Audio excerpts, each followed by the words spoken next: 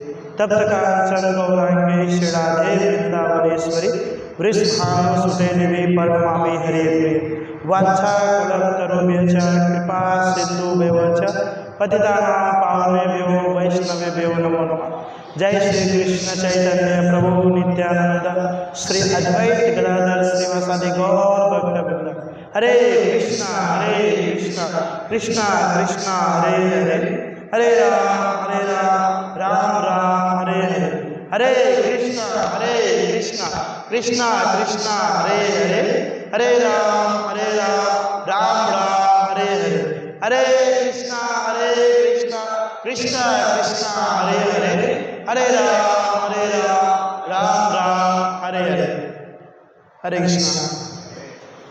तो आप सभी का इस संडे यूथ क्लास में बहुत बहुत स्वागत है। तो जैसा कि हम सभी को पता है कि कंटिन्यू हमारा भगवद गीता का क्लास होता है, परंतु वॉइस बहुत ज़्यादा है, परंतु फ्राइडे को रथ यात्रा है और हरे कृष्ण।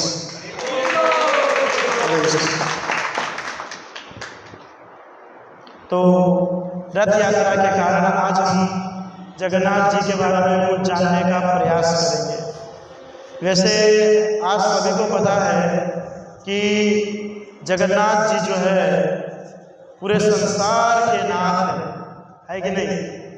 भगवान के बहुत सारे अवतार हैं, लेकिन उन सब के अंदर में सबसे अलग अवतार जो है वो जगन्नाथ जी का है, जिसका ना हाथ है, ना पैर है, ना नाक का ठिकाना, कुछ भी नहीं, सब यूनिक एकदम अलग। तो ये है। और वैसे देखा जाए तो भगवान श्री कृष्ण जो है उनके अनेक प्रकार की लीला है, लेकिन जगन्नाथ जी जो है एकमात्र कलयुग के अंदर में ही आते हैं। कलयुग में लोगों का उद्धार करने के लिए। आप सबको बराबर बात सुनाई दे रही है ना, लोगों का उद्धार करने के लिए। क्योंकि भगवान कृष्ण की भक्ति साधना करना वो बहुत कठिन है, कोई भी व्यक्ति आसानी से नहीं कर सकता।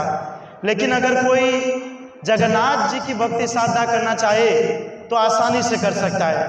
क्योंकि भगवान श्री कृष्ण की भक्ति साधना करना हो तो उसको चैंटिंग करना पड़ेगा, मंगला आरती करना पड़ेगा, भगवान को प्रणाम करने पड़ेगा, बहुत सारी एक्टिविटी करना पड़ेगा। लेकिन जगन्नाथ जी का भक्ति साधना करना हो तो केवल प्रसाद खाओ, केवल प्रसाद खाओ और भगवान को प्राप्त करो। तो जगन्नाथ जी जो है बहुत सरल भाव के, वे तो शिव जी को कहा जाता है भोलेनाथ, लेकिन देखा जाए तो जगन्नाथ जी को कहा जाना चाहिए। अब देखिए भगवान कृष्णा जल्दी कभी भी अपने भक्तों को एक्सेप्ट नहीं करते, लेकिन आप जगन्नाथ बलदेव सुभद्रा के डिटिश को देखो तो हमेशा आलिंगन करने के लिए खड़े रहते हैं कि कब आप उनके पास आओ। तो जगन्नाथ बलदेव सुभद्रा जी जो है वो कलयुग के अंदर में लोगों का उद्धार करने के लिए प्रकट हुए हैं। देखिए भगवान श्री कृष्ण की अगर बात करें तो उन्होंने अधिक लीला ब्रज वृंदावन धाम में, गोकुल में और मथुरा में की। लेकिन कुछ समय के बाद जो है भगवान श्री कृष्ण कहाँ आ गए? द्वारिका में, द्वारिका पहुंच गए और वहां पर जाकर के अपना जीवन यापन किया। वहां पर बलराम जी के साथ और अपनी बहन सुभद्रा जी के साथ, और साथ में 16,108 रानी और 16,108 महल, उनके साथ वहां पर जीवन यापन अच्छे से करने लगे। तो फिर क्या हुआ कि भगवान श्री कृष्ण जो है हमेशा वहां पर एक जगह बना करके रखा गया था, जिस जगह का नाम था सुधर्मा सभा। सुधर्मा सभा, उस जगह पे जो कोई भी बैठते थे मीटिंग करने के लिए, कहते हो कभी बूढ़े ही नहीं होते थे, हमेशा जवान ही रहते थे। तो क्या हुआ कि भगवान श्री कृष्ण जब भी रात को सोते थे तो बहुत ही जोर जोर से राधा नाम लेकर के चिल्लाते थे, या आंखों के अंदर में आंसू आ जाता था, अच्छे से सो नहीं पाते थे। तो सभी के सभी रानी बहुत परेशान थी। वो विचार करती कि हम 16,108 है, जिसमें से 8 प्रमुख है, कि हम इतने सारे होने के बावजूद भी भगवान को प्रसन्न नहीं कर पा रहे हैं, हम उसको खुश नहीं कर पा रहे। क्या रीजन है? या राधा रानी के अंदर में ऐसा क्या है कि 16,108 सेवा करे फिर भी उसके बराबर नहीं हो पा रहा है? क्या कारण है? तो सभी के सभी बहुत कंफ्यूज रहा करती थी। मतलब मन के अंदर में हमेशा चलता रहता था कि किस प्रकार मैं अपने प्रभु की सेवा करूं और उसको खुश करूं। तो एक बार क्या हुआ, सभी ने प्लानिंग किया कि हम जानेंगे कि वृंदावन धाम के अंदर में श्रीमती राधा रानी के साथ भगवान कृष्ण ने क्या लीला किए थे। तो किसके पास जानना चाहिए? तो उन्होंने कहा कि सभी ने, हम सब जाएंगे रोहिणी माता के पास। रोहिणी माता कौन है? बलराम जी के माता जी है ना, बलराम जी के माता है रोहिणी माता। तो हम सब उनके पास जाएंगे। तो सभी के सभी गए रोहिणी माता के पास और उनको जाकर के कहा कि हमें कृष्ण के पास टाइम के बारे में जानना है। अरे हम 16,108 रानी मिलकर के उनकी इतनी सेवा करते हैं, फिर भी पता नहीं राधा राधा राधा रानी बोलते रहते हैं। वैसा तो क्या है श्रीमती राधा रानी के अंदर में जो हम लोग नहीं कर पा रहे हैं? तो रोहिणी माता ने कहा कि ठीक है, मैं आप सभी को उसके बारे में बताऊंगी। तो सभी ने दूसरे दिन डिसीजन किए। एक घर के अंदर में बहुत बड़ा मतलब कि कमरा था, मतलब विचार कर सकते हैं 16,108 रानी एक साथ आए तो कितना बड़ा होगा, आप अंदाज लगा लीजिए। तो उस कमरे के अंदर में सभी के सभी आकर के बैठे। लेकिन रोहिणी माता ने कहा कि जब मैं कथा सुनाऊंगी तब कृष्ण और बलराम अंदर एंट्री नहीं करना चाहिए। कृष्ण और बलराम अंदर एंट्री नहीं करना चाहिए। उसके लिए क्या करना पड़ेगा? दरवाजे पे एक वॉचमैन लगाना पड़ेगा। दरवाजे पे एक वॉचमैन लगाना पड़ेगा, है ना। हमारे दरवाजे पे वॉचमैन रहता है, किसको जाने देना है, किसको नहीं जाने देना है ना। तो उसी प्रकार दरवाजे पे एक वॉचमैन लगाना है जो कृष्ण और बलराम को अंदर ना आने दे। तो किसको रखा जाए, किसको रखा जाए? तो लास्ट में सबने देखा सुभद्रा जी को। किसको देखे? सुभद्रा जी को। तो सबने कहा कि सुभद्रा जी को वॉचमैन का पद दिया जाए। देखिए पद मिलता है संसार के अंदर में, देखिए वॉचमैन का पद सुभद्रा माता को। उनको कहा कि आपको गेट के पास में रहना है और आपको कृष्ण बलराम को या किसी भी व्यक्ति को अंदर नहीं आने देना है। ओके, तो सुभद्रा जी को गेट पे खड़ा कर दिया, सभी खिड़की बंद कर दिया गया, दरवाजा बंद कर दिया गया और यहाँ पर कथा करना चालू हुआ। और जैसे ही कथा चालू हुए सभी के सभी रानी जो है लीन हो गई भगवान श्री कृष्ण की कथा सुनने में। लेकिन पता नहीं सुधर्मा सभा जो है रोज एक ही टाइम पे खत्म होता था, आज कुछ समय पहले खत्म हुआ। आज कुछ समय पहले खत्म हुआ और कृष्ण बलराम ने कहा कि चलो हम चलते हैं। तो जैसे ही आ रहे थे तो रास्ते में उस सभागृह के अंदर से उनकी कथा सुनाई दी कृष्ण बलराम को। बोला हमारी कथा यहाँ पर कौन कर रहे? तो दोनों के दोनों भाई आए तो देखे खिड़की भी बंद है और दरवाजा भी बंद है। तो देखे कैसे? तो बाहर से दरवाजा ढकढकाया। तो हमारी कथा चल रहा, देखिए कहीं पर हमारी प्रशंसा चल रहा हो तो आप लोग न सुने, ऐसा बन सकता है? कान लगा करके क्या डायरेक्ट उसके घर पे पहुंच जाएंगे? क्या बात है, हमारी प्रशंसा कर रहे हैं आप, हमने सुना है कि नहीं? तो कृष्ण बलराम ने दरवाजा ठोका अंदर जाने के लिए, लेकिन दरवाजा नहीं खुला। तो फिर बार बार जोर जोर से ढका रहे थे तो अंदर डिस्टर्ब हो रहा था। तो सुभद्रा मैया ने दरवाजा खोला तो देखे वहां तो कृष्ण और बलराम है। तो सुभद्रा मैया ने कहा कि देखो, रोहिणी माता ने कहा कि कोई भी अंदर नहीं आ सकता, भले तुम दोनों कृष्ण बलराम मेरे भाई, फिर भी तुम अंदर नहीं आ सकते, तुम दोनों बाहर जाओ। ऐसा कहकर दरवाजा बंद कर दिया और उनको नहीं आने दिए। तो किसी ने कहा कि कृष्ण बलराम ने सोचा कि अगर अंदर नहीं जाएंगे तो कथा कैसे सुनेंगे। तो कहते हैं कि किसी ने ऐसे भी कहा है कि कृष्ण और बलराम ने सुभद्रा मैया को कहा कि देखो अगर तुम दरवाजा खोलोगे ना तो इस बार रक्षाबंधन में तुमको अच्छा गिफ्ट दूंगा, इस बार रक्षाबंधन में तुमको अच्छा गिफ्ट दूंगा। तो सुभद्रा मैया वो बात को सुनकर के थोड़ा सा दरवाजा खोल देती है कि ठीक है, लेकिन अंदर मत आना, किसी को पता नहीं चलना चाहिए कि तुम दोनों यहाँ पर खड़े हो। और फिर कृष्ण बलराम और सुभद्रा मैया वो कथा को श्रवण करने लगे। लेकिन कृष्ण की कथा सुनते सुनते सुनते इतने मग्न हो गए, इतने ध्यान में लीन हो गए कि उन तीनों के अंदर में अष्ट विकार का भाव आने लगा। कैसा भाव? अष्ट विकार का भाव। जिस प्रकार हमारे अंदर कथा सुनते सुनते हो जाता ना, हो जाते हम सब, मतलब इतना भाव से हम सुनते हैं कि नींद आ जाती है कि नहीं। लेकिन यहाँ पर कृष्ण बलराम जब कथा सुन रहे थे तो अष्ट विकार का भाव आ गया।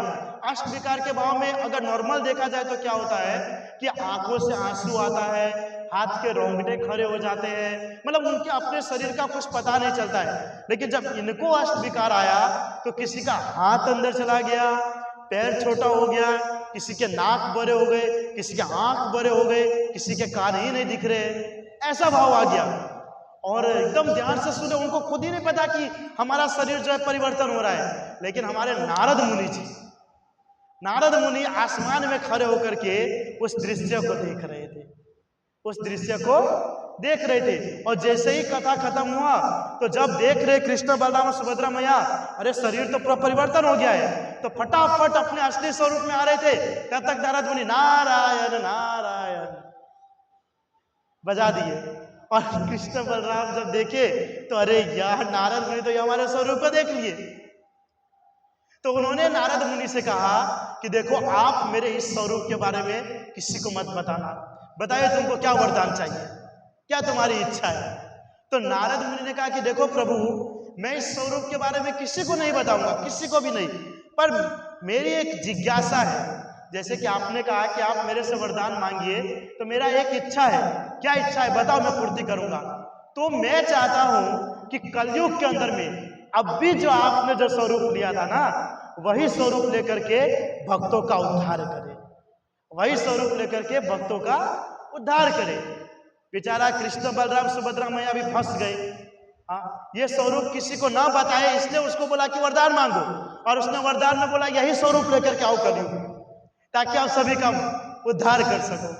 अब क्या करें, वरदान तो दे दिए थे, है कि नहीं। अब भगवान एक बार बोल दिए तो खत्म हो नहीं सकता, वापस ले नहीं सकते। बोला कि ठीक है, जैसी आपकी इच्छा। ओके, ये वरदान दे करके खत्म हो गया यहाँ पर स्टोरी। अब देखिए, यहाँ पर स्टोरी को स्टॉप करके रखते हैं। ये बात किसको पता है कि जगन्नाथ बलदेव सुभद्रा के रूप में भगवान ने अवतार लिया, ओनली फॉर नारद मुनि को। ओके, अब क्या हुआ कि कुछ समय के बाद कहते हैं कि कलयुग के अंदर में ही उज्जैन के अंदर में अवंती क्षेत्र, वहां पर एक राजा हुए जिसका नाम था इंद्रद्युम्न राजा, जो बहुत ही प्रतापी राजा थे और बहुत ही भक्ति भाव में थे। आज संसार के अंदर में देखा जाता है, जो ऊंचे पोस्ट पर सीएम या पीएम होता है, उसके अंदर इतनी भक्ति साधना नहीं होता। वैसे अभी के जो है उनके अंदर में है, लेकिन अगर पहले की बात करें या आगे वाले समय में भी अगर देखा जाए तो कोई भक्ति भाव वाला प्रकट होगा नहीं। लेकिन वो राजा के अंदर में भगवान के प्रति बहुत प्रेम था, बहुत स्नेह था, है ना। एक बार क्या हुआ कि उन्होंने सभी साधु संतों को अपने घर पे बुलाया और उनको अपनी दुख प्रकट की। राजा इंद्रद्युम्न ने कहा कि मैं भगवान को साक्षात रूप में दर्शन करना चाहता हूँ। मैं इतनी अच्छी से भक्ति साधना करता हूँ, पूजा पाठ साधना सब करता हूँ, कभी कोई गलत कार्य नहीं करता, लेकिन फिर भी मुझे भगवान के दर्शन नहीं हो रहे। आप सब मुझे बताइए कि किस प्रकार मैं भगवान का दर्शन कर सकूं। ऐसी लालसा खाली राजा इंद्रद्युम्न नहीं, हमारे मन के अंदर में भी होना चाहिए। हमारे अंदर में भी जिज्ञासा होना चाहिए कि किस प्रकार मैं भगवान का दर्शन कर सकूं, है ना। किसी से पूछेंगे तो बोलेंगे प्रभु जी रोज सुबह तो यहाँ पर जगन्नाथ बलदेव सुभद्रा का तो दर्शन हो ही जाता है, राधा दामोदर का, श्रीनाथ जी का, लेकिन साक्षात रूप में, वो साक्षात रूप में, है ना, भगवान का दर्शन किस प्रकार, ये हमारे अंदर एक लालसा होनी चाहिए, है ना हमारी। क्योंकि जब लालसा होगी ना, तब हम वैसी भक्ति साधना करेंगे। जब लालसा ही नहीं रहेगी कि कृष्ण की प्राप्ति करना है या गोलोक वृंदावन धाम जाना है, तो क्या हरे कृष्ण कृष्ण कृष्ण राम राम चलता रहेगा। जैसा तैसा भक्ति हुआ तो भी ठीक है, नहीं हुआ तो भी ठीक है, 16 माला हुआ तो भी ठीक है, नहीं हुआ तो भी ठीक है, बस प्रसाद मिलना चाहिए, बस यहां पे खत्म हो जाता है। तो क्या लगता है कि इस तरीके से हमारी भक्ति साधना करने से क्या साक्षात रूप में भगवान का दर्शन हो जाएगा, या भगवान आपका दर्शन करने के लिए आएंगे? क्या लगता है? क्या हमारी भक्ति का ये लेवल है? कभी जागृत अवस्था में होती है, कभी सुसुप्त अवस्था में चली जाती है। हाँ, कभी इतना भाव आ जाता है कि आज भगवान का दर्शन करना है, भगवान का सेवा करना है, और कभी जब आगे से भगवान का दर्शन करने का मौका मिले तो हम करने के लिए नहीं नहीं प्रभु जी रहने तो कल जाकर के दर्शन कर लेंगे। जैसे जगन्नाथ जी का स्नान यात्रा था तो मैंने मैसेज डाले थे कि जगन्नाथ जी का आज लास्ट दिन है, आप सब दर्शन कर लीजिए, 15 दिन के बाद 15 दिन तक दिखेंगे नहीं जगन्नाथ जी। तो इतने सारे 600-700 लोग हैं, 2-3 जन की जिज्ञासा जगी और भगवान का दर्शन करने,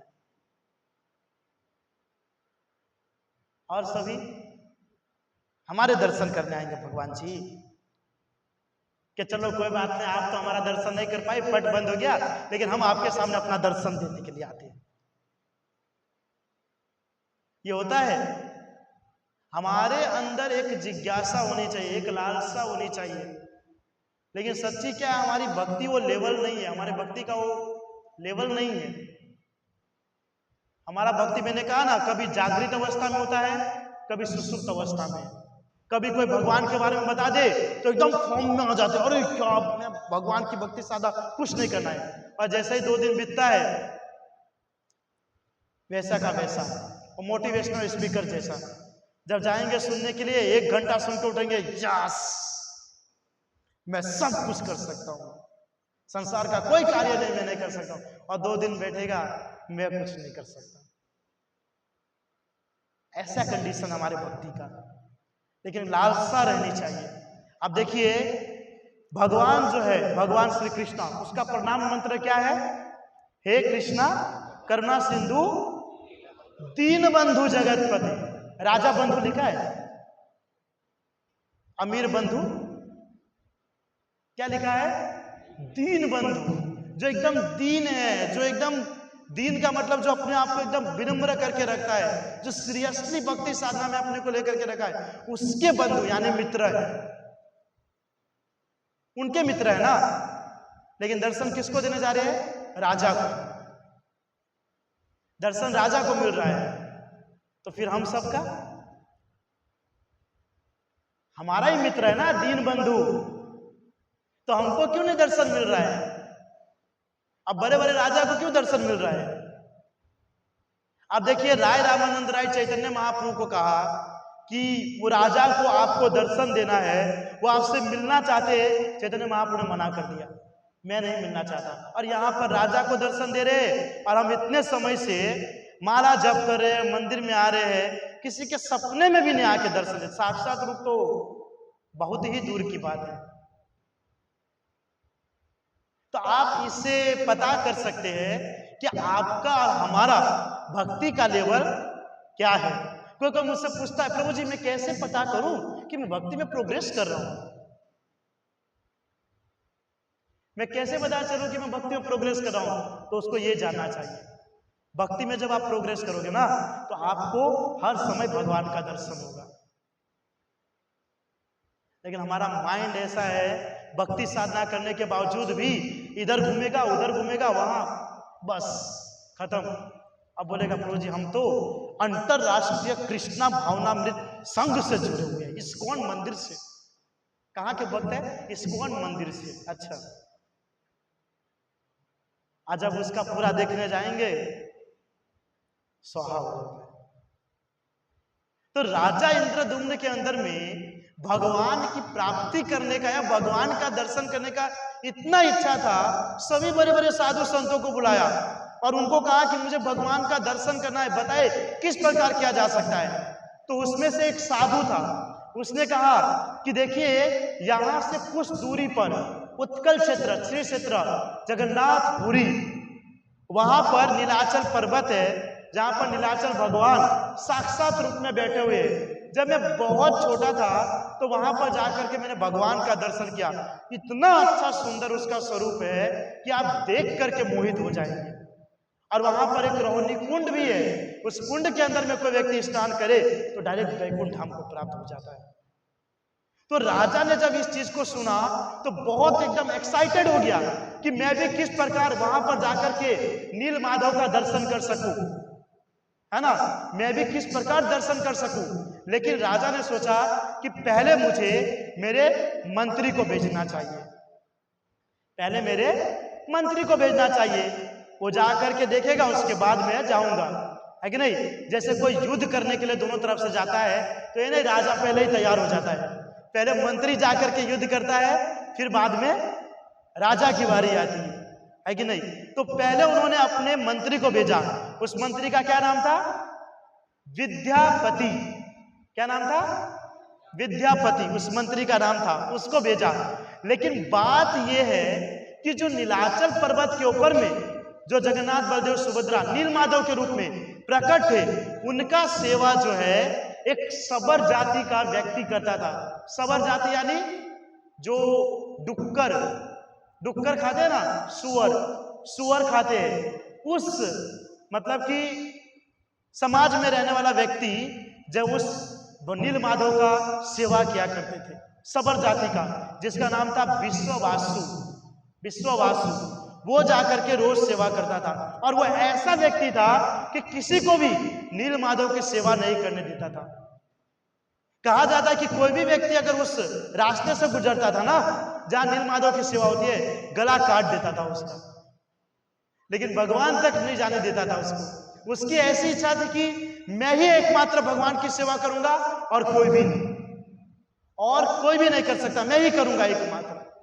और यहां पर से राजा ने भेज दिए थे हाँ विद्यापति को कि आप जाओ। अब जब विद्यापति पहुंचे तो गांव वाले से पता चला कि वहां पर जो है एकमात्र विश्ववासु जाकर के ही सेवा कर सकता है, आप नहीं जा सकते। जैसे ही पता चला कि आपका सर धड़ से अलग हो जाएगा, तो अब विद्यापति करे तो करे क्या, क्योंकि रास्ता भी नहीं उसको पता है कि कहां से जाएगा।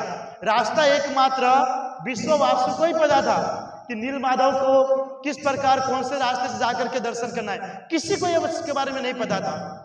तो विद्यापति ने कहा कि राजा का आदेश है, जाना तो पड़ेगा, करूं तो करूं क्या। तो विश्ववासु की एक पुत्री थी, विश्ववासु की एक पुत्री है ना, उसकी नहीं बहन थी, विश्ववासु की एक बहन। तो उसने क्या किया, उसके साथ उसने विवाह कर दिया, उसके बहन के साथ उसने विवाह कर दिया।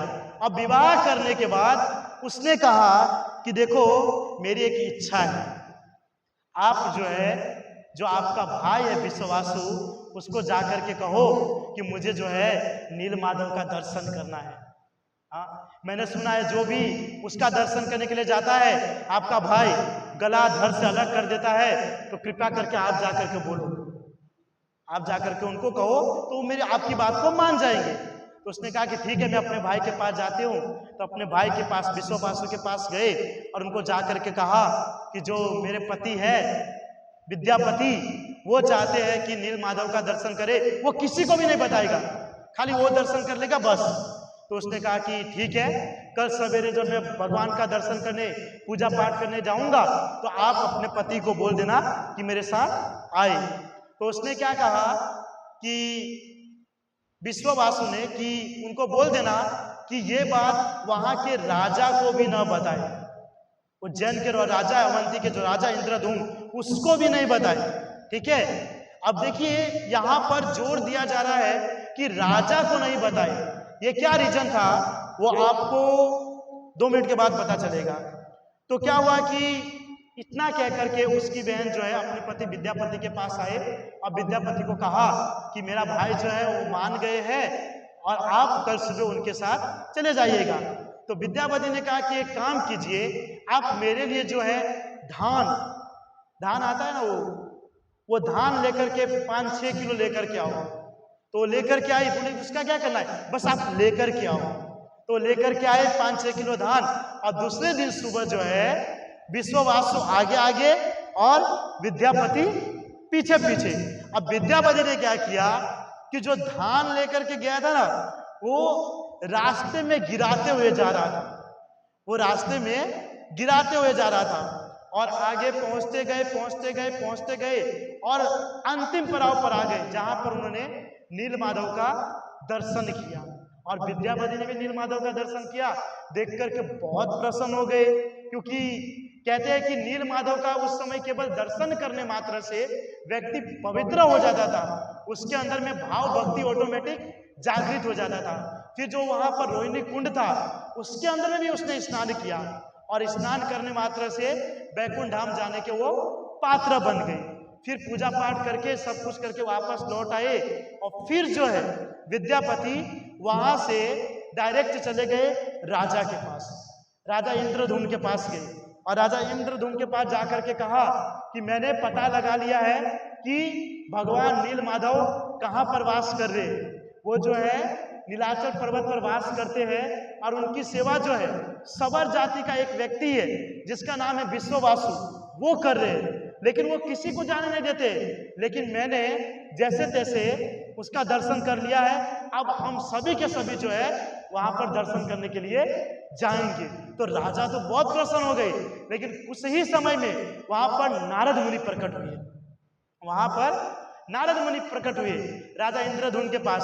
तो राजा इंद्रधुम्न ने नारद मुनि को दंडवत प्रणाम किए, और इंद्रधुम्न महाराज ने कहा कि हम सभी के सभी जो है नीलमाधव का दर्शन करने के लिए चल रहे हैं, कृपया करके आप भी हमारे साथ चले, क्योंकि आप हमारे साथ चलेंगे तो आप हमको मार्गदर्शन करेंगे कि हमको क्या करना चाहिए क्या नहीं करना चाहिए। तो नारद मुनि ने कहा कि हाँ हाँ जरूर जरूर, आप इतना अच्छा भगवान का काम करने जा रहे, भगवान का दर्शन करने जा रहे, मैं जरूर आपके साथ चलूंगा। तो नारद मुनि भी उसके साथ चल दिए, और जितने भी अवंती क्षेत्र के जितने भी लोग थे वो सभी के सभी जो है राजा के साथ चलने लगे। और चलते चलते चलते चलते रात हो गई, तो एक जगह पर सभी ने विश्राम किया, एक जगह पर उन्होंने सभी ने विश्राम किया। तो उस समय जो जगन्नाथपुरी के जो राजा थे दूसरे, उसका नाम का इतना वर्णन नहीं किया गया है, वो आए किसके पास?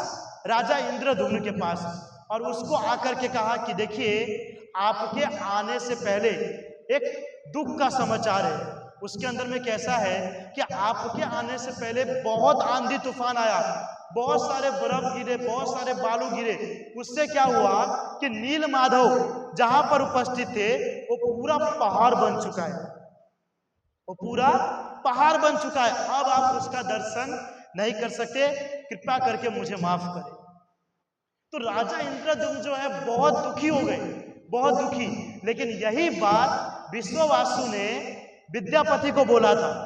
जब विद्यापति को दर्शन करने के लिए ले गए, और जब विद्यापति ने कहा कि मैं राजा को भी लाऊंगा दर्शन करने के लिए, तो उसने कहा कि देखो अगर आपने राजा को लेकर के आए दर्शन करने के लिए तो नीलमाधव यहां से अप्रकट हो जाएंगे, नीलमाधव यहां से अप्रकट हो जाएंगे, फिर हम भी भगवान का सेवा नहीं कर पाएंगे, पूजा नहीं कर पाएंगे। और यही हुआ। जैसे ही राजा इंद्रधुम्न दर्शन करने के लिए जा रहे थे कि पुरी के राजा ने उनको आकर के कहा कि नीलमाधव जो है अप्रकट हो चुके हैं, और वहां पर पूरा रेत का पहाड़ बन चुका है, वहां पर आप भगवान का दर्शन नहीं कर सकते। तो फिर तो मतलब राजा इंद्रधुम्न एकदम मतलब रोने लगे, एकदम फूट फूट करके, कि मतलब कि मैं भगवान का दर्शन करने के लिए क्या क्या किया, लेकिन भगवान अपना दर्शन नहीं देना चाहते। मेरी तो भक्ति के अंदर में ऐसी तो क्या कमी रह गई कि भगवान दर्शन नहीं देना चाह रहे।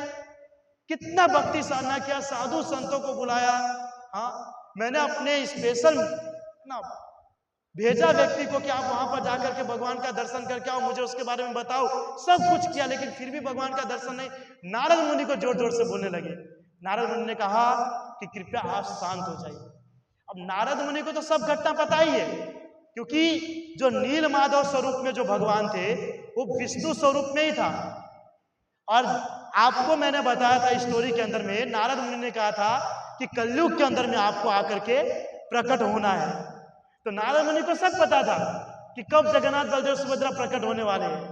तो नारद मुनि ने कहा कि आप टेंशन मत लीजिए, भगवान जो है जल्दी ही आपके पास आएंगे और आपको दर्शन देंगे, जल्दी ही आपके पास आएंगे और आपको दर्शन देंगे। तो थोड़ा सा राजा जो है शांत हुए, लेकिन रात को उसके स्वप्न में ब्रह्मा जी आए, उनके स्वप्न में ब्रह्मा जी आए। और ब्रह्मा जी ने उसको कहा कि राजन आपको जो है भगवान दर्शन करने के लिए स्पेशल स्वरूप लेकर के आएंगे।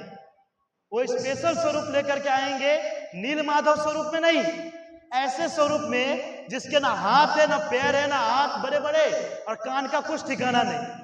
ऐसा स्वरूप लेकर के आपको दर्शन देने के लिए आएंगे, लेकिन उससे पहले आपको तपस्या करना पड़ेगा। तो राजा इंद्रद्युम्न ने कहा कि बताइए क्या करना पड़ेगा। तो उन्होंने कहा कि आपको अश्वमेघ यज्ञ करना पड़ेगा। कौन सा यज्ञ? अश्वमेघ यज्ञ, है ना।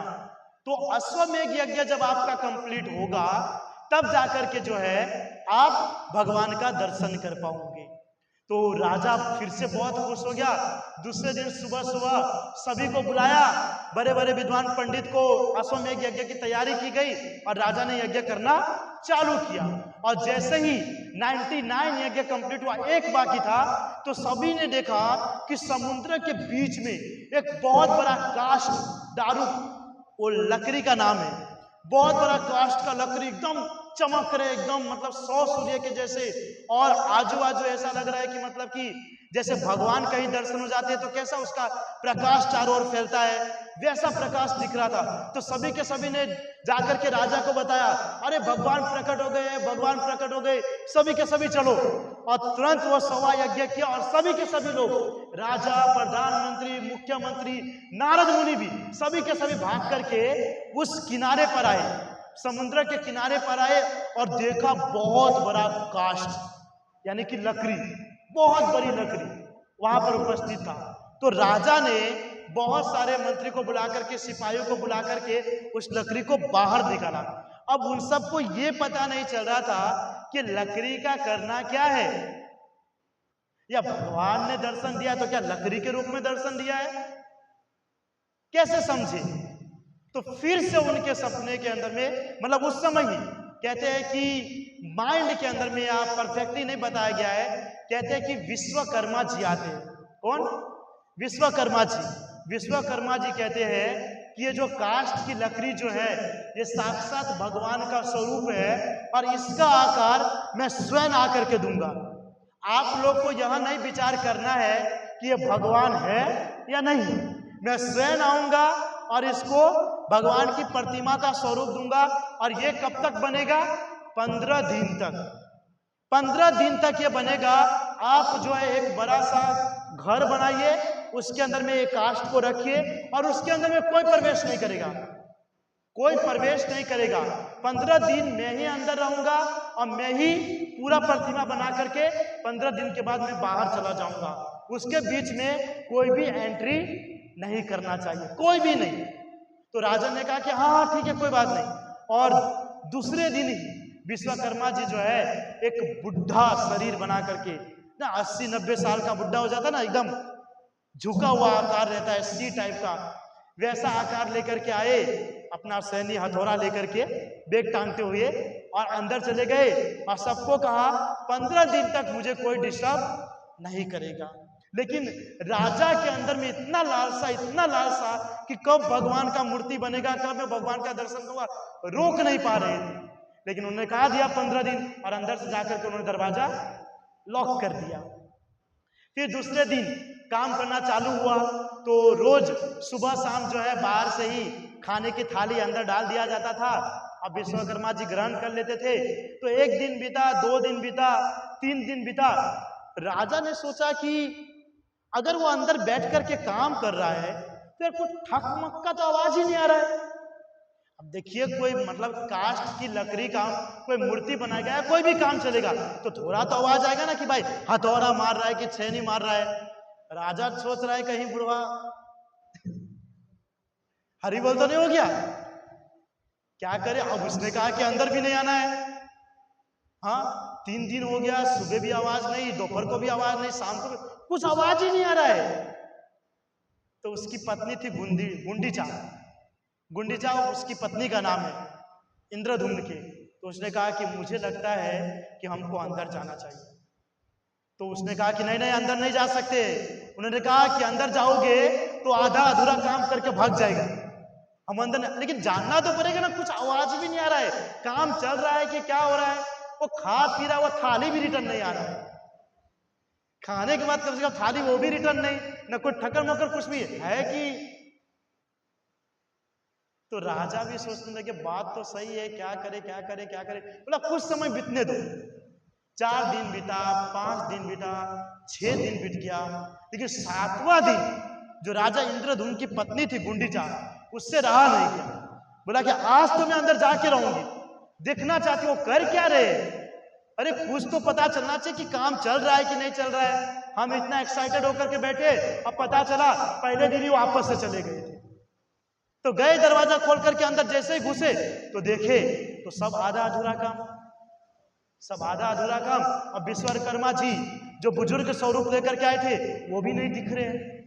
अब तो बहुत टेंशन में गुंडीचा जो है वो तो बहुत टेंशन में पड़ गए कि अब बाहर जाऊंगे सभी के सभी मुझे ही दोषी ठहराएंगे कि तुम्हारे कारण ही भगवान का विग्रह नहीं बना। और जब सबने देखा कि गुंडीचा अंदर प्रवेश कर गई है तो राजा इंद्रधुम्न भी आए, नारद मुनि भी आए, सभी के सभी लोग आए। बोले कि ये तुमने क्या किया? उसने कहा था कि 15 दिन तक कोई एंट्री नहीं करेगा, उससे पहले तुम क्यों चली गई? तो उसने कहा कि देखो राजन, आपको भी पता है न कुछ खटर पटर का आवाज आ रहा था, न खाने की डिश बाहर आ रही थी। तो देखना तो पड़ेगा ना कि अंदर जो भगवान का मूर्ति बना रहा है वो जीवित है कि हरिबोल हो गया। तो इसलिए मैं आई। बोला क्या इसलिए आई? आपके कारण देखो कैसा स्वरूप बना हुआ।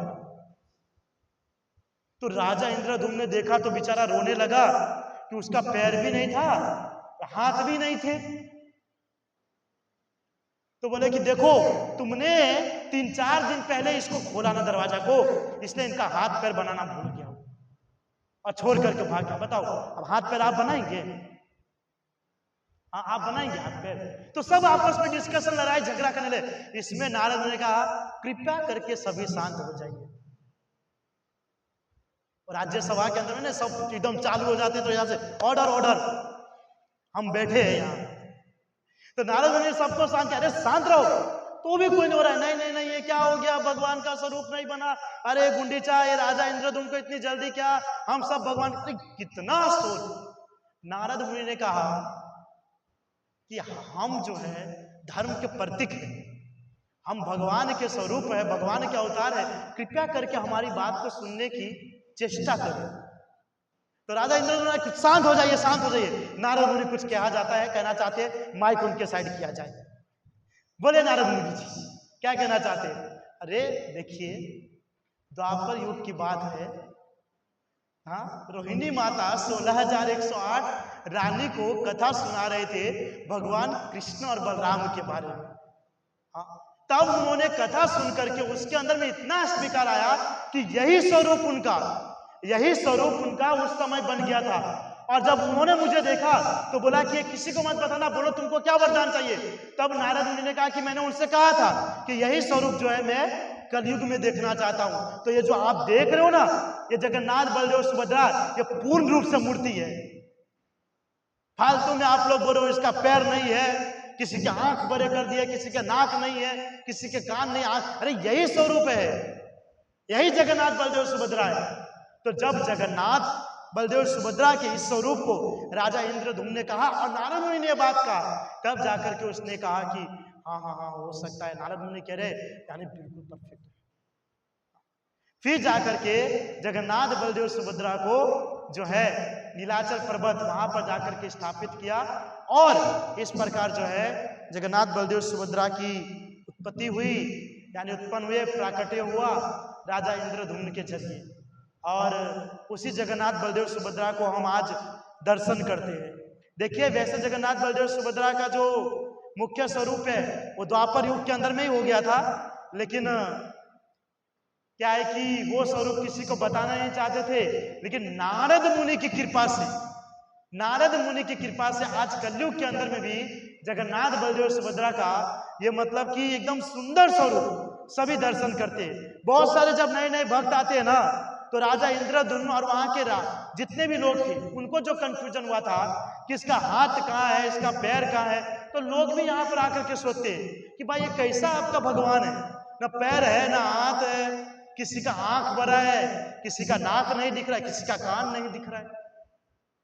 आज मैंने कुछ समय पहले रील्स देखा तो उसमें तो जगन्नाथ बलदेव सुभद्रा के आंख, कान, नाक, मुंह सब है, और कोई पर्वत से उतर रहे हैं, कोई पानी से बाहर निकल रहे, मतलब रील्स वाले कुछ भी करते, कुछ भी।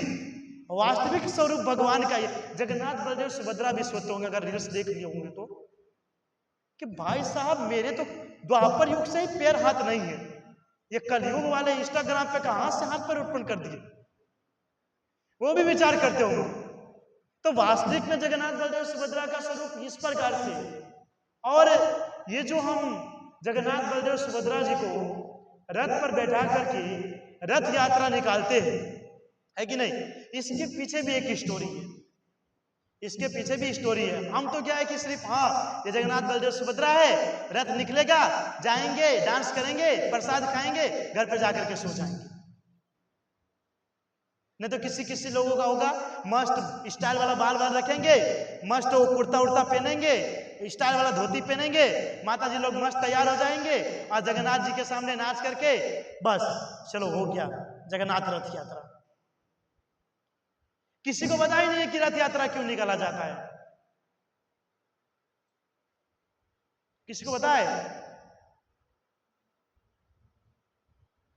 मुख्य रूप से क्यों निकाला जाता है?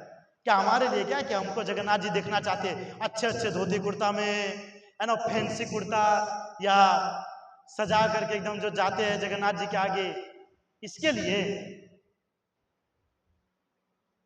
आप देखिएगा रथ यात्रा होगा तो ये रियलिटी है, इतना तैयार होकर के आएंगे, बाप रे बाप, जैसे लगता है कि शादी ब्याह में जा रहे हैं। एक तो जगन्नाथ बलदेव सुभद्रा विचारेंगे कि भाई साहब अभी बीमार होकर के ठीक होकर के बाहर निकला हूं, हाँ, इन लोगों को थोड़ा दुख होना चाहिए कि भगवान इतने दिन के बाद निकले, ये तो नए नए कपड़े पहन करके एकदम बजा करके एकदम मजे कर रहे हैं सबके सब। जगन्नाथ बलदेव सुभद्रा भी सोचते कि भाई ये लोग खुशी मना रहे हैं कि क्या, कि 15 दिन अच्छा हुआ बीमार था और अंदर बैठे थे और खिचड़ी खाते, वो भी विचार करते होंगे। क्यों निकलते हैं रथ के ऊपर में आरूढ़ होकर के जगन्नाथ बलदेव सुभद्रा, क्या रीजन है? क्या आपको लगता है भगवान बीमार पड़ जाते हैं क्या? पड़ते हैं बीमार? नहीं पड़ते ना। हम डिस्कशन कर रहे थे कि साल भर जगन्नाथ बलदेव सुभद्रा को नहाया नहीं जाता है और एक बार नहाते उसमें भी बीमार हो जाते, तो एक बार भी नहाना बंद करवा देना चाहिए। तो क्या क्या रीजन है, मतलब जगन्नाथ बलदेव सुभद्रा को रथ के ऊपर में क्यों बैठाया जाता है? ताकि हम तैयार होकर के उनका दर्शन कर सके, या तैयार होकर के हम अपना उनको दर्शन दें? क्या कारण है? भगवान जो है 15 दिन तक अपने भक्तों के ऊपर कृपा नहीं करते, अपने भक्तों का दर्शन नहीं करते, समझ रहे हैं? 15 दिन तक अपने भक्तों का दर्शन नहीं करते, भक्तों के ऊपर कृपा नहीं करते, इसलिए वो बाहर निकलते, इसलिए वो बाहर निकलते। जगन्नाथ बलदेव सुभद्रा सोचते कि 15 दिन में कितने सारे लोग आए होंगे मैं दर्शन करने के लिए, लेकिन मंदिर में ही बैठूंगा तो कितने लोग आएंगे, कितने भी कृपा करूंगा, उससे अच्छा है मैं 15 दिन के बाद रथ के ऊपर में बैठूंगा और जो जो व्यक्ति मेरे सामने आएगा उन सब के ऊपर कृपा करूंगा और सबको बैकुंठ धाम पर भेजूंगा। विचार तो जगन्नाथ बलदेव सुभद्रा इसके लिए रथ के ऊपर में आरूढ़ होते हैं, अपने भक्तों के ऊपर कृपा करने के लिए, उसको भगवत धाम भेजने के लिए। स्कंद पुराण इसके अंदर बताया गया है, कोई व्यक्ति जगन्नाथ बलदेव सुभद्रा रथ के ऊपर आरूढ़ रहता है ना, तीनों को अगर एक ही समय में बैठ करके देखता है, दर्शन करता है, वो व्यक्ति मरने के बाद वैकुंठ धाम को प्राप्त करता है। खाली दर्शन करने मात्र से, दर्शने पवित्र करो यही तुम्हारे, खाली दर्शन करने मात्र से। इसलिए जगन्नाथ बलदेव सुभद्रा बाहर निकलते हैं, हाँ, नहीं तो बीमार हो जाते फिर ठीक हो जाते तो बैठे रहो, साल भर तो बैठे ही रहते वहां पर, उठते थोड़ी है कभी, अल्टर में बैठे रहते साइड में कोने में, तो बैठे ही रहते वहां पर, क्यों बाहर निकलते? क्या कारण है? क्योंकि वो भक्तों के ऊपर कृपा करना चाहते हैं। भगवान अपने भक्तों के बिना रह नहीं सकते, है ना, वो रह नहीं सकते। अपने भक्तों को छोड़ करके कहीं नहीं जाते और भक्तों की हमेशा दुख तकलीफ में साथ देते। आप देखिए उनके एक प्रिय भक्त थे रामदास करके, वो हमेशा जगन्नाथ जी के साथ लीला विहार करते थे, खेलते थे, कूदते थे, खाते थे, पीते थे, सब करते थे।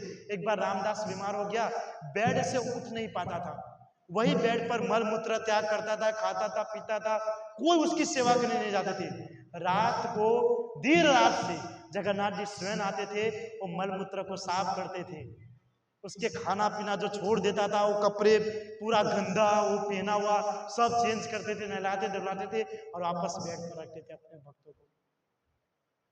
ये जगन्नाथ जी है, ये जो अपने भक्तों के ऊपर कृपा करने के लिए बैठे हैं। और लाइव भी है, ये तो स्टोरी है, लाइव तो आपने देखे ही ना, जो तीनों लाइव तो बैठे ही है, तीनों हाथ आगे करके कि आप आ जाओ। लेकिन हम क्या कहते हैं, नहीं नहीं प्रभु जी જરાક સમય પછી, હજી વાર છે, હવે તો સ્કૂલ પૈઠો, હવે કોલેજ કરવું છે ને ડિગ્રી પ્રાપ્ત કરવું છે, જોબ કરવું છે, લગ્ન કરવું છે, સંતાનને લાવવું છે, એના પછી તમારી પાસે આવે છે। अच्छा, ત્યાર સુધી તું નો દેખાય ભાઈ, वो व्यक्ति तब तक नहीं दिखेगा। और जब भगवान बुलाते हैं तब हम उनके पास जाना नहीं चाहते। इसीलिए भगवान सोचते हैं जगन्नाथ जी कि ये लोग तो नहीं आ सकते हैं, कम से कम मैं ही चला जाता हूं, मैं ही चला जाता हूं कृपा करने के लिए। इसके लिए वो रथ के ऊपर में आरूढ़ होते हैं, रथ के ऊपर में बैठते हैं, है ना, भक्तों को कृपा करने के लिए। अब देखिए मैंने जस्ट कहा था कि जब कृष्ण बलराम जो है कुछ समय तक ब्रज में रहने के बाद द्वारिका में चले गए थे, तो स्टोरी भी आते हैं कि मतलब कि जैसे कि रथ यात्रा, उससे पहले आपने रील्स देखे होंगे जो हमने बनाए थे कि रथ यात्रा मतलब बताया कि सबसे पहले कब निकाला गया था, कब निकाला गया था रथ यात्रा, ये भी बताया गया है। आप सभी को वैसे बताया सबसे पहले रथ यात्रा कब निकाला गया? दोपहर में, गोपाल जी ने, हाँ गोपाल जी ने 5 साल की उम्र में खेल खेल में निकाले थे, ये भी है। और कोई जिज्ञासा? वैसे आप सब जाग रहे हैं ना, अंधेरा है तो कुछ दिखाई नहीं दे रहा मुझे। एक बार जोर से बोलिए हरे कृष्णा कृष्णा कृष्णा हरे हरे, हरे राम राम राम हरे हरे। ठीक है, मुझे ऐसा कि लाइट का फायदा उठा करके थोड़ा झपकी मार लेंगे, पता तो चलेगा नहीं प्रभु जी को, ऐसा तो नहीं है ना। कभी कभी बीच बीच में हरे कृष्णा महामंत्र बोलना चाहिए, वो नींद को उड़ाने वाला काम करता है। तो जब कृष्ण बलराम इस चीज को वृंदावन को छोड़ करके चले गए, तो आप सभी को बताया कि जितने भी ग्वाल सखा थे, जितनी भी गोपियां थे, वो हमेशा भगवान कृष्ण के स्मरण में रोते रहते थे, है ना, हमेशा उसको याद करते थे। कोई मतलब कि उनके अलावा उनका मन कहीं लगता ही नहीं था, हमेशा उनके याद में रहा करते थे। तो एक बार क्या हुआ कि जब द्वापर युग का एंड होने वाला था, उस समय सूर्य ग्रहण लगा, सूर्य ग्रहण।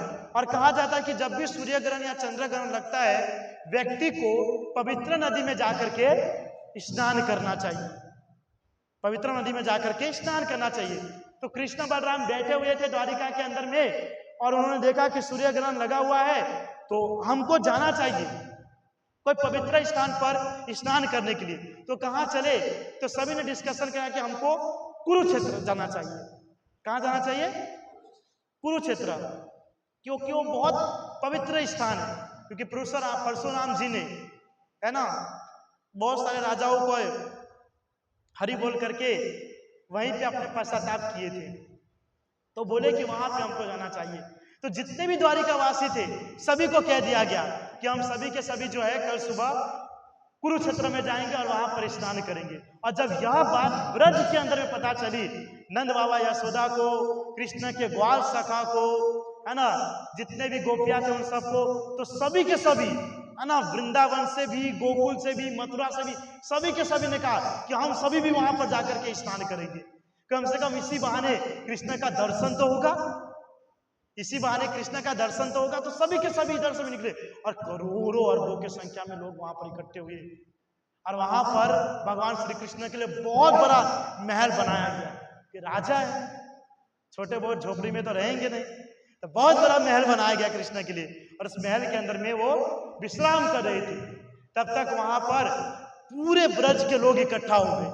अब इतने भीड़ के अंदर पता ही नहीं चला था कौन द्वारिकावासी है और कौन ब्रजवासी, सब एक दूसरे में एकदम लीन हो गए।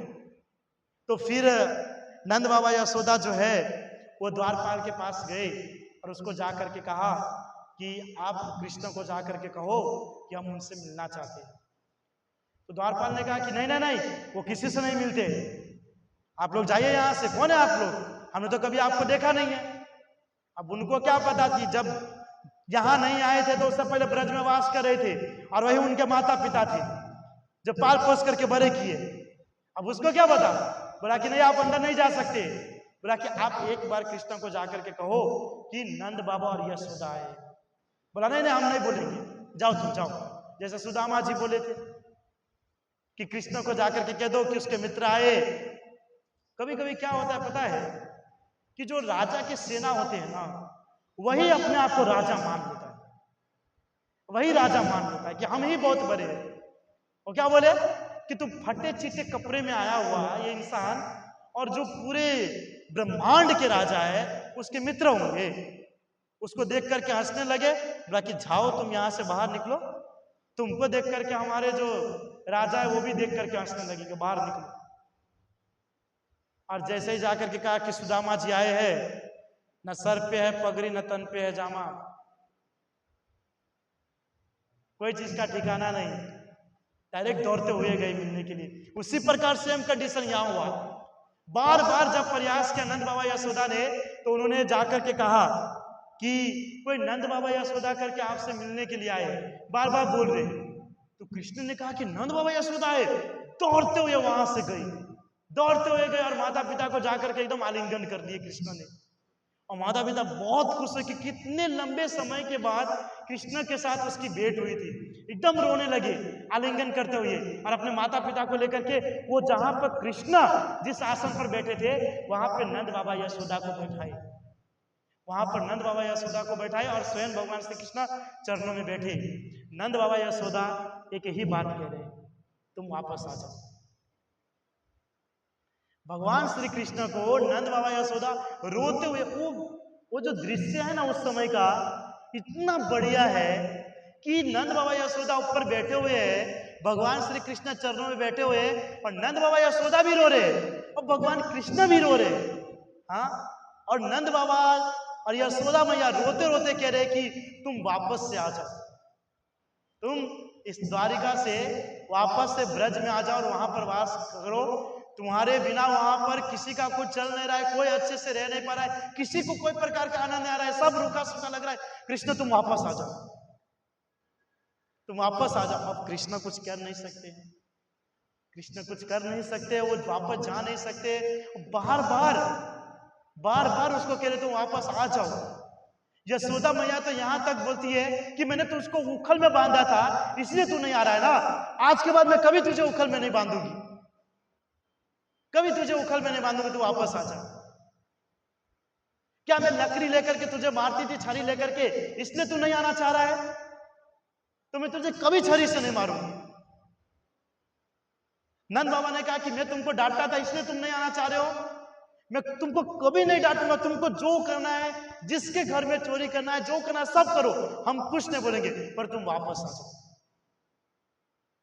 तुम वापस आ जाओ। इतना मतलब वो करुणा का जो कंडीशन है ना उस समय का, मतलब प्रभु जी वो इतना रो रहे हैं नंद बाबा यशोदा। वो ना जब छोटा बच्चा रोते रोते बोलता है एकदम वैसा कंडीशन, कृष्ण भी एकदम रो रहे, लेकिन वो बोल नहीं सकते कि मैं नहीं आ सकता, वो बोल नहीं सकते क्योंकि द्वारिका में उनको लीला करना है, वो नहीं बोल सकते। और माता पिता बोल रहे तुम वापस आ जाओ, क्यों कुछ बोल नहीं रहे हो। तब तक उसके गोप सखा भी आ जाते हैं, गोप सखा भी सभी के सभी उसके आ जाते और सब आकर के कृष्ण को कहते कृष्ण प्लीज तुम वापस आ जाओ, तुम वापस आ जाओ, तुम्हारे बिना गाय चराने में आनंद ही नहीं आता है।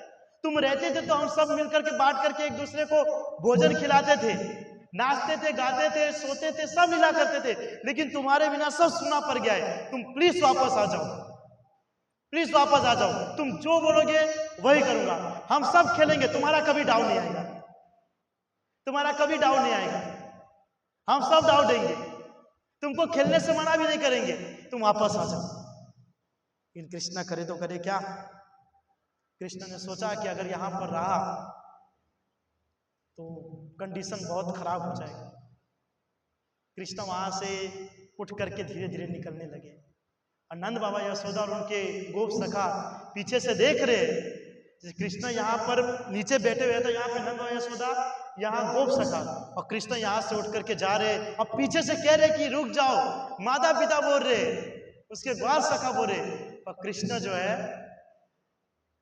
नहीं रुके, नहीं रुके और चलते गए। और जब चलते चलते बाहर आए तो वहां पे ब्रज की सभी गोपियां, ब्रज की सभी गोपियां वहां पर स्थित थे और वो भी सब के सब बहुत रो रहे और रोते हुए कृष्ण को देख रहे, रोते हुए कृष्ण को देख रहे और कृष्ण भी उनको देख रहे। क्या बोलेंगे, मतलब इतना, मतलब इतने लंबे समय के बाद दोनों एक दूसरे को देख रहे, मतलब कंठ इतना भर चुका है कि कोई कुछ मतलब बोलना चाहते फिर भी नहीं बोल पा रहे। और कोई कोई संसार के अंदर में व्यक्ति विचार करता है कि कृष्ण रासलीला किया, ये किया। ऐसे मूर्ख व्यक्ति को समझाना चाहिए कि तुम जो ना गधे हो, तुम ये दृष्टांत को समझ ही नहीं सकते कि जितने भी वो गोपी है वो सभी वेद पुराण है, वो सभी साधु संत है जो रूप लेकर के गोपी का भाव लेकर के आए, और लोग उसको अलग दृष्टि से समझते हैं। अब विचार कीजिए, भगवान श्री कृष्ण ने जब द्वारिका में तो उद्धव जी को भेजे थे कि गोपियों को समझा करके आओ, इतना मतलब कि याद में थे भगवान के कि मतलब खाना पीना पहनना वरना सब छोड़ दिया। अब श्रीमद् भागवतम के 10वें स्कंद में कहा जाता है कि गोपियां इतनी पागल हो गई थी कृष्ण के प्रेम के अंदर में कि तिलक जो माथे पर लगाया जाता है उसको यहां लगा रहे, काजल आंख में लगाते हो उसको होठ पे लगा रहे, और होठ पे जो लिपस्टिक लगाया जाता है उसको आंख के अंदर में लगा रहे, न कपड़े पहनने का ठिकाना। ये भक्ति है, ये भाव है। आज के भक्त जैसा नहीं कि किसी ने कुछ बोल दिया और बस हम भाव में आ गए और 2 दिन के बाद सब भाव खत्म। ये भाव होता है कि जिस व्यक्ति से हम प्रेम करते हैं उसके दूर हो जाने के बावजूद भी हमारा प्रेम उसके प्रति 1% भी घटता नहीं है।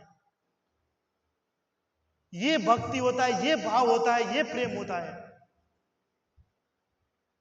हम तो हमारे सामने जब तक भगवान है या जब भगवान का जन्मदिन होता है या भगवान का बड़ा फेस्टिवल होता है तो सबके अंदर में भाव आ जाता है, और जैसे ही जन्माष्टमी खत्म, रथ यात्रा खत्म, तो कोई दिखेगा ही नहीं मंदिर के अंदर में। ये भाव है हमारा, ये भक्ति है। हमारे में से ही बहुत सारे, आप सभी है कि जब बहुत बड़ा बड़ा फेस्टिवल होता है तो स्पेशल छुट्टी लेते हैं कि हम भगवान का दर्शन करने के लिए जाएंगे, भगवान का। तो अच्छा, वो स्पेशल दिन उससे पहले स्पेशल नहीं है, उससे पहले भी तो वही राधा दामोदर है, वही श्रीनाथ जी है, वही गौर निताई है, वही जगन्नाथ बलदेव सुभद्रा है। कि स्पेशल दिन जब होता है तो भगवान अपना स्वरूप चेंज कर लेते हैं और बाकी दिन हाँ सुप्त अवस्था में रहते हैं। क्या रीजन है?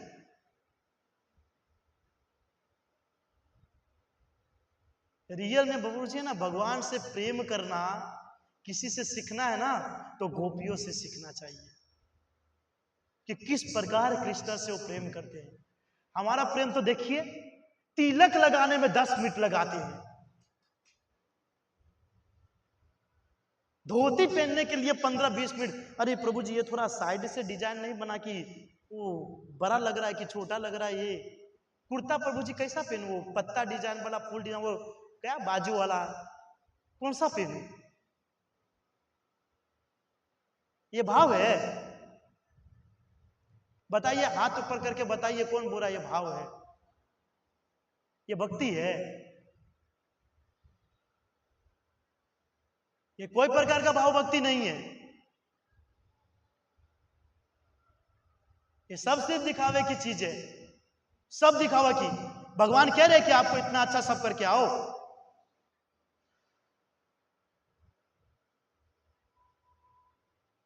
और हम भक्ति करते, हमारे अंदर भाव है।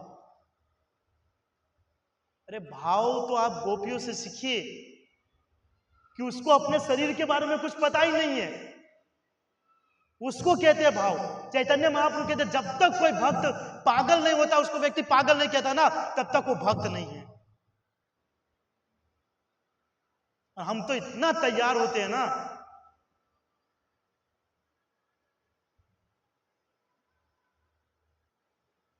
पता नहीं भगवान को भाव दिखाने के लिए तैयार होते हैं कि लोगों को बताने के लिए तैयार होते हैं।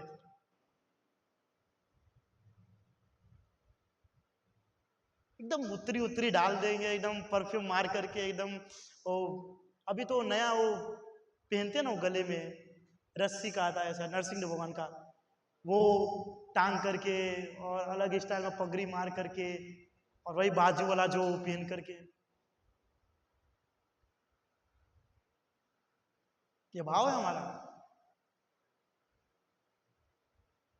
और सभी लोग उसको ही देखेंगे कि कितने बड़े भक्त हैं, सब उसी को देखेंगे। माता जी होंगे जो तैयार हो जाएंगे, वो भी उसी को, अरे प्रभु जी क्या तैयार। ये भाव है, ये भक्ति है। ये कोई काम का भाव भक्ति नहीं है। ये है ना, हम अपनी इंद्रिय की क्या कर रहे हैं? तृप्ति कर रहे हैं। बाहर में तो करते थे, लेकिन अब आध्यात्मिक में आ गए, अब भक्ति में आ गए। भक्ति में कैसे करें? तो यही, इसी के जरिए अपने इंद्रिय की तृप्ति कर रहे हैं, और कोई उपाय नहीं है ना।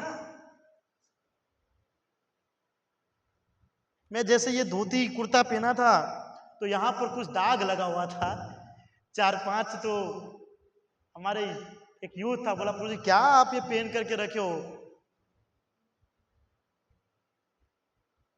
तो क्या हम किसी को दिखाने के लिए जाएंगे क्या कि देखो मैं फैंसी धोती पहन के आया हूं, या फैंसी कुर्ता पहन करके आया हूं?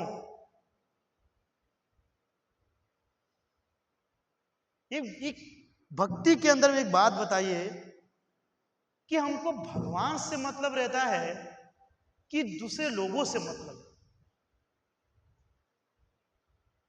अरे रथ यात्रा आवे छे, तू आ पेरजे, હું બી એ પહેરીશ, હા તું આ કલરનું, મેં બી આ કલરનું, આ કલરનું ધોતી, આ અરે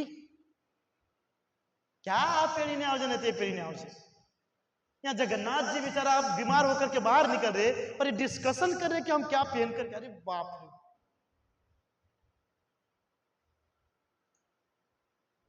है कि नहीं? देखिएगा कितने रेडी होकर के आएंगे, और फिर साल भर वो भक्त नहीं दिखेगा, अगले जगन्नाथ रथ यात्रा में ही दर्शन देगा। ये भाव। हम कहां के भक्त हैं? इस्कॉन के डिवोटी है प्रभु जी। भाव वो गोपियों से सीखा जाता है प्रभु जी। देखिए कैसा भाव कृष्ण के प्रति, कृष्ण के प्रति प्रेम, कि कृष्ण के बिना उसको कोई चीज में आनंद नहीं आता है। लेकिन हमारा कैसा है कि कृष्ण के बिना सब चीज में प्रभु जी आनंद आता है, कृष्ण आ जाता है तो दुख ही दुख लगता है। 4 वागे उठવું પડે ને મંગળા આરતી પછી, सेवा करो ने आ ने तेम फलान ढीकलाना। आज तक प्रभु जी मैंने कभी अपने घर पे झाड़ू नहीं मारा, यहाँ झाड़ू मारा। वासन घसવું પડે છે, प्लेट धोવું પડે છે, कहां से भाव आएगा? उद्धव जी आए थे समझाने के लिए। भगवान कृष्ण को जब पता चला कि ये कंडीशन है, तो उद्धव जी को भेजे समझाने के लिए। और उद्धव जी नंद बाबा यशोदा से मिलने के बाद गोपियों के पास गए, जो कृष्ण के स्मरण में दिन रात रोया करते थे, कुछ नहीं करते थे, एकदम रोया करते थे, कोई चीज का ठिकाना नहीं। और जैसे उद्धव जी गए, सब गोपी उद्धव जी को पकड़ लिए, बताओ कृष्ण कैसे है, उसका हाल चाल तो ठीक है, वो अच्छे से खा रहे पी रहे हैं, यहाँ रहते थे तो घर पे चोरी करके सब खाते थे पीते थे, वहां पे अच्छे से सब कुछ उसको मिल रहा है, बढ़िया से सब चल रहा है, पतले तो नहीं हो गए, बताइए कैसे हो? ये सब उद्धव जी से पूछ रहे थे। तो उद्धव जी ने कहा कि देखो कृष्णा बहुत अच्छे से, आप बिल्कुल भी चिंता मत कीजिए, आप बिल्कुल भी चिंता मत कीजिए, वो बहुत अच्छे से है, बस आप लोग जो कृष्णा के रहते हुए जो कार्य करते थे वो कार्य करना चालू कर दीजिए। बोले क्यों? गोपी ने कहा क्यों? जब कृष्ण ही हमारे जीवन के अंदर में नहीं है तो हम आनंद से हर कार्य कैसे कर सकते? जहां कृष्ण है वहां आनंद है, और कृष्ण नहीं है वहां आनंद नहीं है, तो कैसे कृष्ण के बिना उस आनंद को लाया जा सकता है? उद्धव जी चकरा गए, बृहस्पति जी के शिष्य थे, क्या आंसर दो? ऊपर से बोल दिया कि भगवान अत्र तत्र सर्वत्र है। गोपी ने कहा कि ये पत्ता के अंदर में कृष्ण का दर्शन बताओ तो, ये पत्ता है बताइए तो कहां है अत्र तत्र सर्वत्र? ये भूमि दिख रहा है ना आपको, ये वन दिख रहा है, ये जंगल दिख रहा है, वृक्ष दिख रहा है, पेड़, बताइए तो कहां है कृष्ण? उद्धव जी बेचारा कंफ्यूज हो गए, अब मैं किस तरीके इसको समझाऊं? वो नहीं समझा पाए गोपियों को। गोपी ने कहा उद्धव जी आप वापस द्वारिका जाइए, है ना, कृष्ण प्रेम क्या है ना वो आप अभी नहीं जानेंगे, इसके लिए लाखों जन्म आपको लेना पड़ेगा, कृपया आप प्रस्थान कीजिए द्वारिका के लिए। और कृष्ण ने पूछा उद्धव जी से क्या हुआ? तो हम तो आपके कुछ भक्त के भाव के लायक भी नहीं है। तो कृष्ण ने कहा देखा उद्धव जी, भक्ति किसे कहते हैं? ये प्रेम होता है भगवान से, कि भगवान ना मिले, भगवान का दर्शन ना हो, भगवान का स्मरण ना हो तो सब चीज छोड़ देना चाहिए, लेकिन ऐसा कुछ होता नहीं है। हमारा भाव कब जागृत होता है?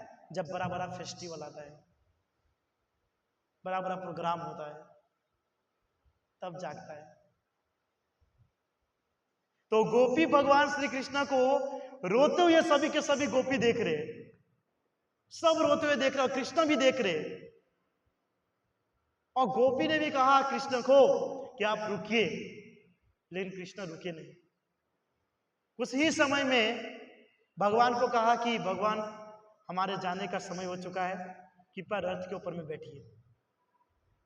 और नंद बाबा यशोदा भी भवन से बाहर आए, ग्वाल सखा भी बाहर आए, और सभी गोपियां भी खड़ी हो गई, लेकिन कृष्ण नहीं रुक रहे। कृष्ण जा करके बैठ गए, है ना, बलराम जी, कृष्ण और सुभद्रा मैया तीनों वहां जाकर के बैठ गए, और गोपियां देख ही रो रही है, नंद बाबा यशोदा भी रो रहे, ग्वाल सखा भी रो रहे कि कृष्ण को इतना बोलने के बावजूद भी वो क्यों नहीं रुक रहे, कहां गया वो प्रेम? जो हमारी एक बात पर सब कुछ करने को तैयार थे, आज इतने सारे लोग इसको समझा रहे लेकिन फिर भी नहीं मान रहे, क्या रीजन है? सभी ने देखा कुछ होने वाला नहीं है,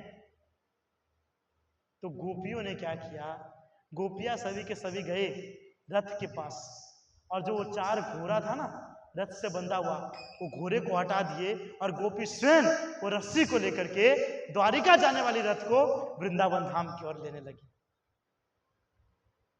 और इस प्रकार भगवान श्री कृष्ण को जो है कुरुक्षेत्र से वापस कहां लेकर के गए?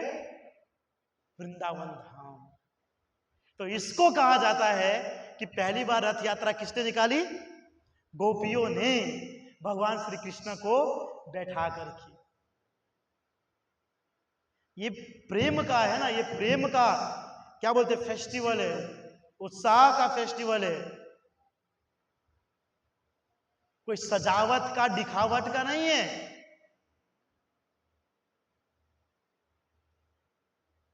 रथ यात्रा यानी कि भगवान जो है बीमार होने के बाद 15 दिन के बाद अपने भक्तों का दर्शन करने के लिए निकल रहे, तो करुणा भाव से हमको उनका दर्शन करना चाहिए। यहां ऐसा तैयार होकर के जाते हैं कि लोगों को अपना दर्शन करवाते हैं।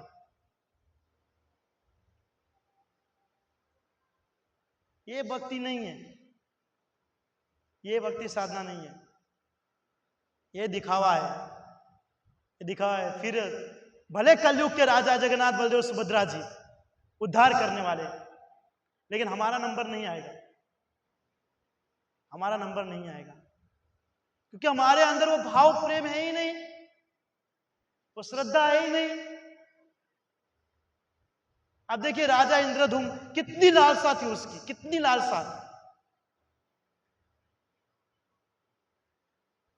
कि साक्षात भगवान आकर के उनको दर्शन दिए। और हमारे पास भगवान होने के बावजूद भी कोई प्रकार की लालसा नहीं। किसी को ऐसा लगा, कभी फील होता है कि यार कितने दिन से जगन्नाथ बलदेव सुभद्रा बंद है, काश दर्शन होता तो कितना अच्छा रहता। सबके माइंड में फिट है, 15 दिवस पति तो आवाना अच्छे, 15 दिन के बाद तो आने वाला है, तो क्या जाने दो, है कि नहीं? माइंडसेट यही है ना हमारा।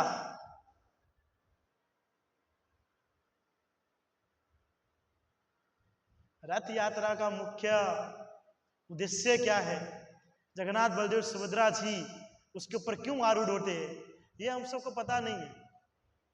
बस रथ यात्रा है, रथ यात्रा है, रथ यात्रा है, बस हो गया। रियलिटी क्या है उसके पीछे, ये जानना बहुत जरूरी है, ये बहुत जरूरी है। तब आपको भगवान के प्रति प्रेम भाव श्रद्धा आएगा। हम देखते हैं बहुत सारे ऐसे लोग रहेंगे उस समय कि जब जगन्नाथ बलदेव सुभद्रा को देखेंगे रथ पे, एकदम दंडवत प्रणाम करेंगे रोड के बीचों बीच।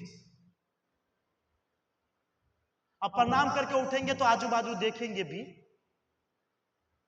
कि जब मैं दंडवत करा था कोई देखा कि नहीं, और नहीं देखेगा होगा तो बोलेगा मैं अब जगन्नाथ बलदेव सुभद्रा को रथ पे बैठे तो दंडवत किया था। अच्छा प्रभु जी, अच्छा है भक्ति साधन। तो भाव मंदिर में क्यों नहीं आता है, सभी लोगों के बीच में क्यों आता है? मंडे टू सैटरडे के अंदर में इतने जब भक्त मंदिर के अंदर में नहीं रहता है, तब वो भाव आपका कहां जाता है? और जैसे ही संडे आता है सबका भाव आ जाता है, पूरा टीम कीर्तन करने का बेसो।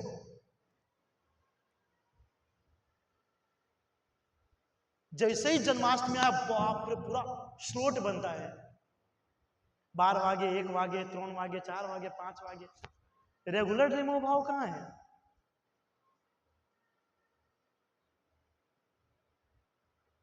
नहीं तो हमारा भी ऐसे ही करना चाहिए। महीना के 30 तारीख को आपको प्रसाद मिल जाएगा और 1 से 29 तारीख तक भूखा रहिए, चलेगा? चलेगा? बोलिए हाँ या ना। कहां जाता है वो हमारा भाव भक्ति? खत्म हो जाता है क्या? रोज भगवान का दर्शन करने के लिए कोई इतना नहीं मरेगा। जब बड़ा फेस्टिवल होगा, जैसे पट बनकर वाला, वो दौड़ते हुए गेट से लोग आते, अरे अरे अरे भगवान को दर्शन करवू से करवू से करवू से। आपको बताऊं, भगवान जो है ना जगन्नाथ बलदेव सुभद्रा, रियल में कृपा किस पे करते हैं? रियल में कृपा जो जन्माष्टमी में, रथ यात्रा में, स्नान यात्रा में, चैतन्य महाप्रभु का जन्मदिन, नित्यानंद त्रयोदशी और नरसिंह चतुर्दशी, और कोई बच रहा है? किसका? बलराम पूर्णिमा, और राधा रानी जी का राधा अष्टमी, और बस इस दिन जो जो भक्त आते हैं उन सब में से किसी के ऊपर इतना कृपा नहीं करते। उन सब में से किसी पे जो ना, वो जो बोल दीजिएगा, जो पगड़ी बांध करके, उतरी रख करके, वो कुर्ता धोती स्टाइलिश पहन करके जो आते हैं ना, उन सब में से किसी पे कृपा नहीं करते। किस पे कृपा करते हैं? जो 365 के 65 दिन आते हैं, जिसके लिए भगवान समभाव है, समान रूप से उसके प्रति भगवान कृपा करते हैं, कृपा की दृष्टि करते हैं। और उसके लिए कहा गया है कि ऐसा भक्त जब जगन्नाथ जी के रथ के सामने खड़े होते हैं और जगन्नाथ बलदेव सुभद्रा जब ऐसे भक्त को देते हैं तो ऐसा कृपा करते हैं डायरेक्ट वैकुंठ धाम को जाते हैं, जो 365 के 65 दिन आते हैं। जिसका ये जो फेस्टिवल में भाव उत्पन्न हो जाता है ना, ऐसे लोगों पे नहीं। हमारे बहुत सारे, कहां सारे प्रभु जी, नहीं प्रभु जी वो करताल बजाना है, वहां पर बम्पर बजाना है, रोज नहीं बजाते हो, रोज नहीं बजाते हैं, रोज कीर्तन नहीं करते हैं।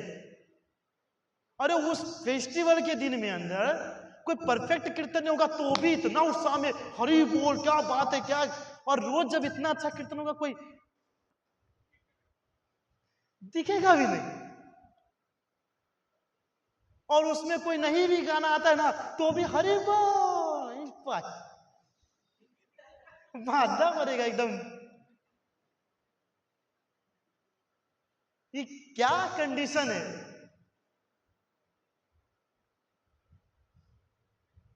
अब देखिए देशनान यात्रा में आप में से कोई आए होंगे तो कितना भव्य प्रोग्राम क्या था, उसके बाद देख लीजिए कुछ नहीं, बस चल रहा है, चल रहा है। जगन्नाथ जी बीमार है, हमको क्या है, हमको तो जब बाहर आएंगे तो तैयार होकर के अपना दर्शन दिलवाना है।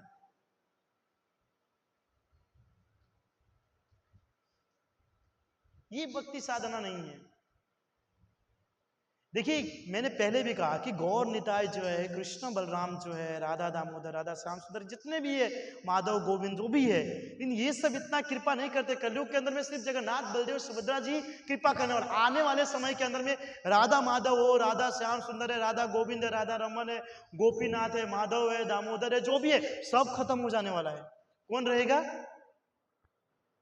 जगन्नाथ बलदेव सुभद्रा। यही सबके ऊपर में कृपा करेगा। लेकिन हम कृपा लेना नहीं चाहते, कृपा लेना ही नहीं चाहते, वो भाव ही नहीं हमारे अंदर में।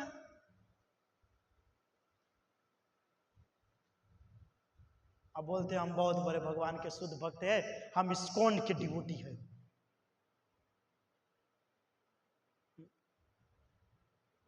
है हमारे अंदर में वही प्रकार का। ये सच्ची बात है ना, जो मैंने कहा कि जब फेस्टिवल होता है तो सब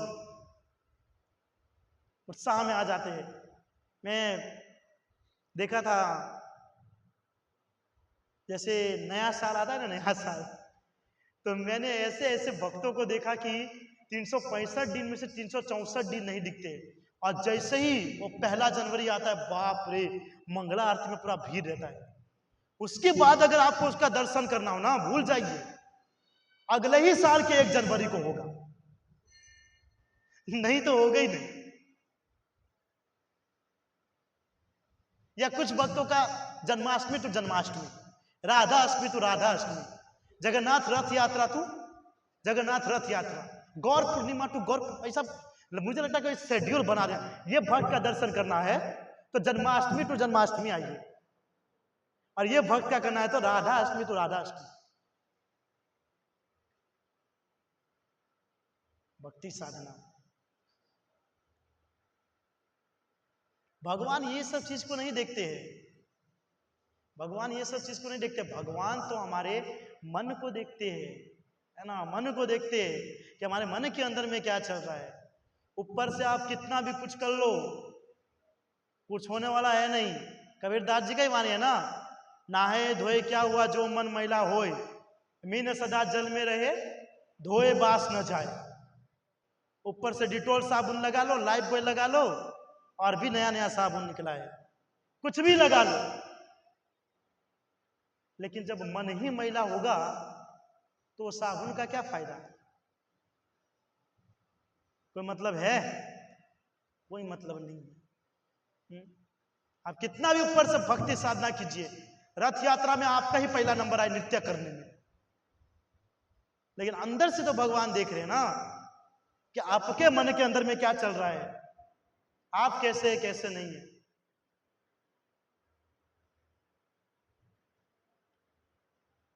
तो ये भक्ति साधना मत कीजिए, परफेक्ट भक्ति साधना कीजिए। हर दृश्य में भगवान को समान रूप से समझिए, भेदभाव मत कीजिए, है ना। भगवान कह रहे भगवद गीता में सम्मोहम सर्वभूतेषु, मेरे लिए सब समान है। और हम क्या करते हैं, भेद करते हैं। हाँ रथ यात्रा आएगा तब आऊंगा, बाकी दिन नहीं आऊंगा। नहीं, जैसे बाकी दिन जगन्नाथ बलदेव सुभद्रा के बदले चूहा बिल्ली बैठे रहते हैं, जो हम नहीं आएंगे। कहां जाता हमारा भाव प्रेम? क्यों नहीं जागता हमारे मन के अंदर में? आप लोग रियल में फील कर लीजिएगा। आप सब जानते ही है कि जब बड़ा बड़ा फेस्टिवल होता है तो हम स्पेशल छुट्टी लेकर के आते हैं, आप सबको बताएं।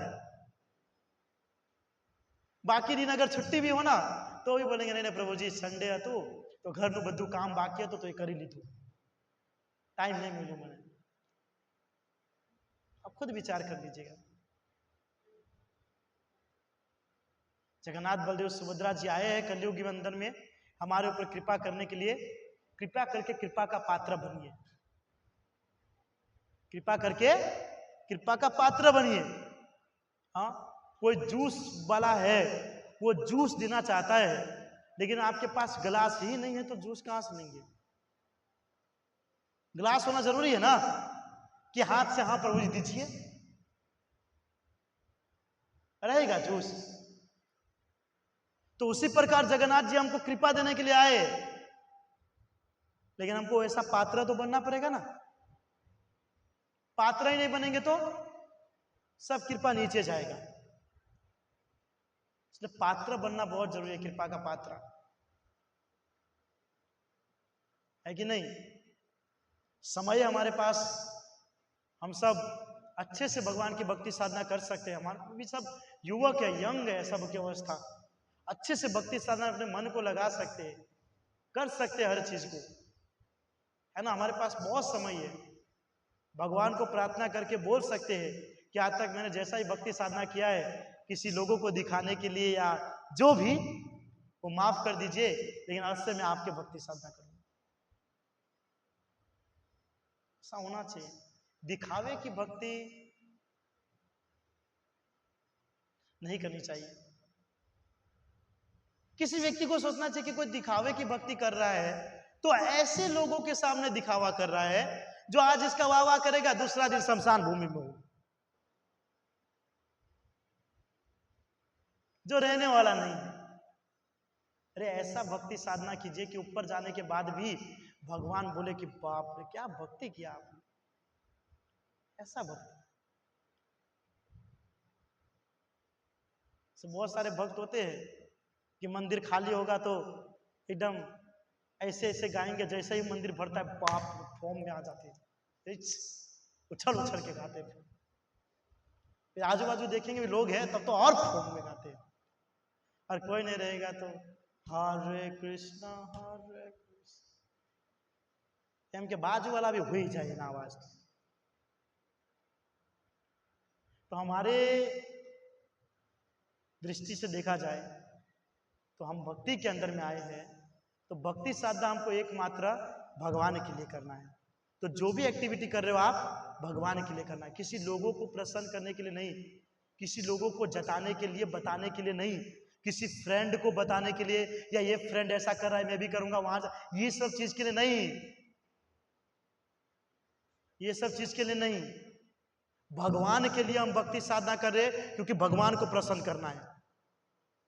और आप भगवान को ये बात पता है कि आप जो कर रहे हो उसको प्रसन्न करने के लिए कर रहे हो कि आप दूसरे को प्रसन्न करने के लिए कर रहे हो या अपनी वाह वाह करने के लिए कर रहे हो, है ना।